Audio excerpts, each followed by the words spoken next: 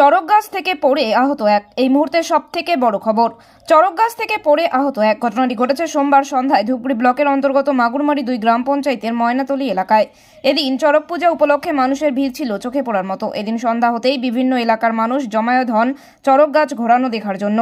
জানা গেছে বেশ কয়েক বছর ধরে ওই এলাকায় চড়ক পূজা করা হয়। সোমবার চড়ক পূজা উপলক্ষে ময়নাতলী এলাকায় মেলা বসেছিল। সন্ধ্যা হতেই চড়ক গাছ ঘোরানোর সময় আচমকাই গাছ থেকে ছিটকে পড়েন ব্যক্তি। ঘটনায় আহত হন তিনি।